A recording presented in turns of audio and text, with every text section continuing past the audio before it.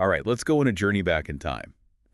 Today, we're diving into 17th century France with The Three Musketeers by Alexandre Dumas. Ooh, a classic. It is. Whether you've read it 100 times or you're just curious about these swashbuckling musketeers, Right. we're going to break down what makes this story so captivating, even after all these years. Yeah, The Three Musketeers is more than just a fun adventure story, you know? Right. It's like a window into chivalry and honor. Duels were like a totally normal thing. Yeah, settle any dispute with a sword fight. Exactly. But there's also all this political stuff going on in the French court, so we get to see the power struggles and all that. Yeah, like the games people play. Okay, so let's start with our main guy, D'Artagnan.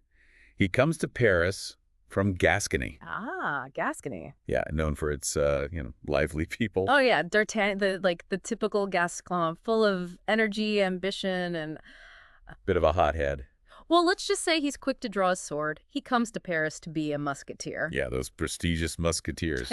And let me tell you, it's not easy for him. No, not at all. I mean, he gets to Paris, and boom, someone steals his letter of introduction. Oof. Not a great start. Right. Pride bruised right from the get-go. And that whole thing at the end in Meung, that kind of shows us D'Artagnan's impulsiveness. It really does. And you know what that impulsiveness leads to? Well, hey, I think you know this one. He challenges Athos, Porthos, and Aramis to duels. All three of them. All three. Can you imagine this young guy practically begging to fight the best swordsman in France? That's some serious guts. It is. It's almost funny, but you gotta admire his courage. He's not scared of their reputation, you know? Not one bit. He wants to prove himself no matter what.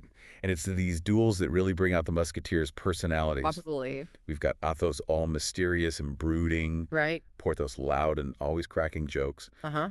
and Aramis Well, quiet, but you can tell he's got secrets. oh, yeah. Aramis is hiding something. Dumas just, like, throws you right into their world, you know? Right. He's a master at creating characters. Each one is unique, but what brings them together is their loyalty. Yeah, all for one and one for all. Exactly. And they have to put that loyalty to the test pretty early on.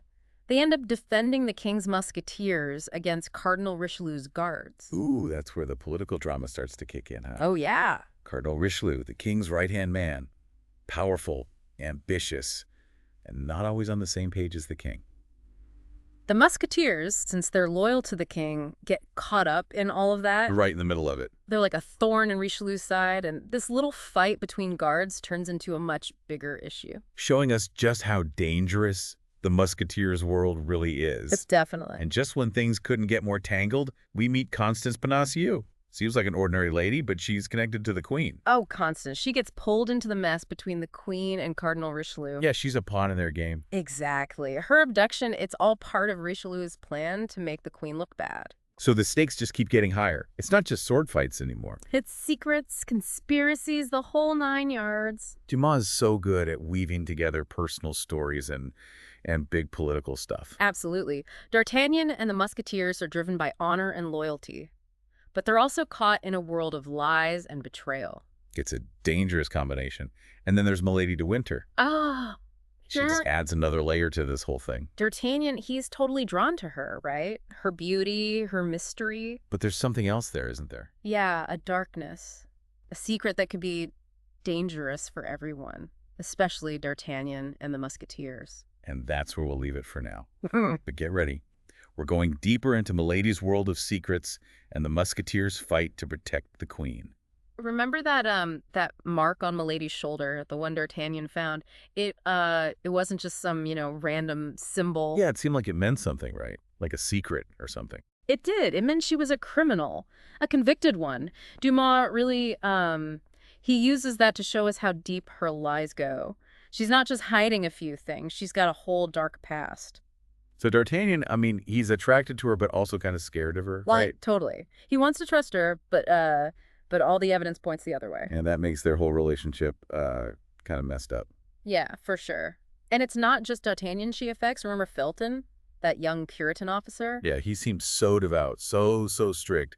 Hard to believe he'd fall for her tricks. But that's exactly why he was vulnerable. Milady, she understood that. She played on his beliefs, made herself look like a victim, like the cardinal was the bad guy. So she used his goodness against him. Exactly.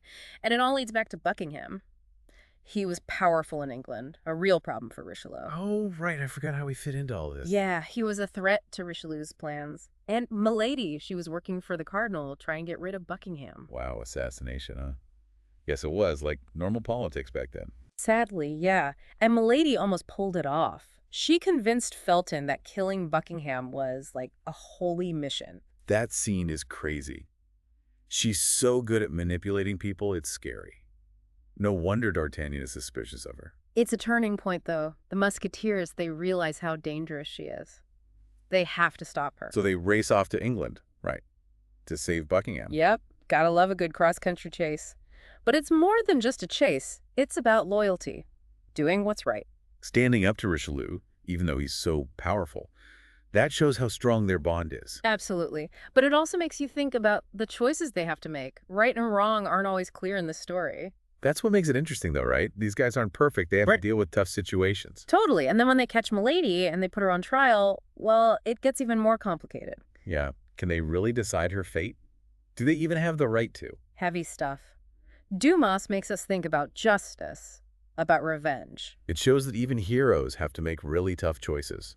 Choices with consequences. And that's what the Musketeers are facing now. They made their decision, but what happens next? I guess Richelieu won't be too happy, will he? I bet D'Artagnan was sweating bullets walking in to see Richelieu. He knows he messed up, right? Oh, yeah. Big time. He basically went against the cardinal's direct orders. Not a good move. You'd think Richelieu would throw the book at him. Maybe even, worse. Right. But then Dumas does something unexpected. What happens? Richelieu, he pardons D'Artagnan, just like that. Well, really?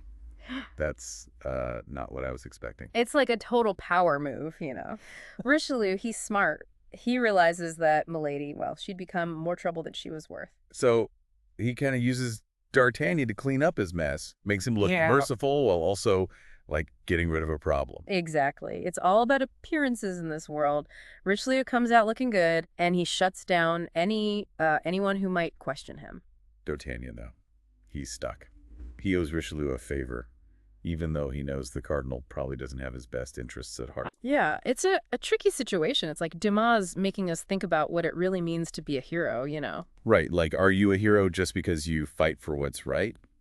Or is it more complicated than that? Exactly. D'Artagnan and the Musketeers, they're brave and loyal and all that. But the world they live in is full of these gray areas. Yeah, they're constantly having to choose between, what's right and what's necessary, I guess. That's what makes the Three Musketeers so powerful even today. It makes us question things. It's not black and white, it's real life. And that's what makes it a classic, right? It's not just an adventure story. It's about, the human experience, the struggles we all face. Friendship, loyalty, doing what's right even when it's hard. Those themes are always going to resonate with people. So as we wrap up our deep dive into the Three Musketeers, I think we can all agree it's a story that sticks with you. Absolutely. It makes you think, what would I have done? How do you be a good person in a world that's, not always so good? If you haven't read it yet, definitely check it out. And even if you have, maybe it's time to read it again.